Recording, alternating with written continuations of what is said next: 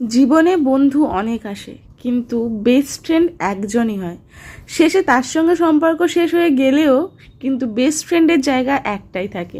সত্যিই তাই, ছোটোবেলা থেকে আমার যেসব বন্ধুদের সঙ্গে খুব ভালো হতো, আমি তাদের মধ্যেই ভেবে নিতাম যে তারাই হয়তো আমার বেস্ট ফ্রেন্ড। কিন্তু না, বেস্ট ফ্রেন্ড কখন কিভাবে হবে এটা কিন্তু সত্যিই বলা যায় না। এই যে আমার বেস্ট ফ্রেন্ড, ওকে কিন্তু আমি চিনি ক্লাস 5 থেকে, কারণ আমরা একই স্কুলে পড়েছি। হলেও তখন কিন্তু আমরা কেউ কারোর সঙ্গে খুব বেশি কথা বলতাম না, খুব বেশি মানে কোনো ব্যাপারেই থাকতাম না। তারপরে যখন ক্লাস 11-এ উঠলাম, আমরা একই জায়গায় টিউশনে পড়তে যেতাম। এবারে সেই টিউশনি জায়গায় পড়তে যাওয়ার ওখানে অনেক বান্ধবী ছিল, ইভেন আমার বান্ধবী আলাদা, ওরও বান্ধবী আলাদা, পার্টিকুলারলি যেমনটা হয় আর কি। কিন্তু তার মাঝেও আমরা দুজনে আস্তে আস্তে হয়ে উঠলাম বেস্ট ফ্রেন্ড।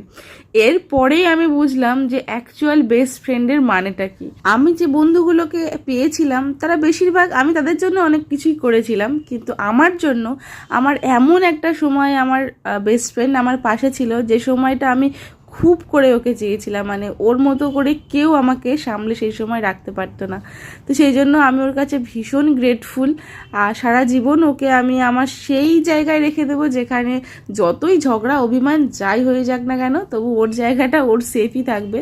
আমি জানি অনেক অভিমান জমে থাকে আমাদের, তবে এই বার্থডে বা অ্যানিভার্সারির সময় সব গলে মুছে জল। Happy birthday to you, happy birthday to you, happy birthday dear Prabha, happy birthday to you.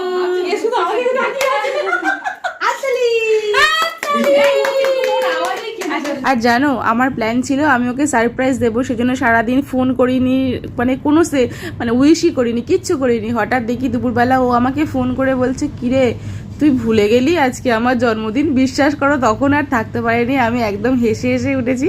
আমি বলছি না, আমি ভুলে যাইনি, একটা সারপ্রাইজ দেবে বলে।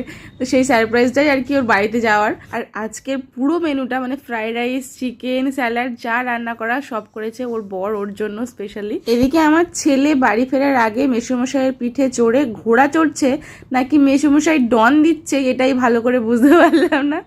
যাই হোক দাদা, ভিডিওটা দেখে থাকলে কিছু মনে করো না। আর হ্যাপি বার্থডে ওয়ান্স এগেন, খুব ভালো থাকি, সবসময় পাশে আছি।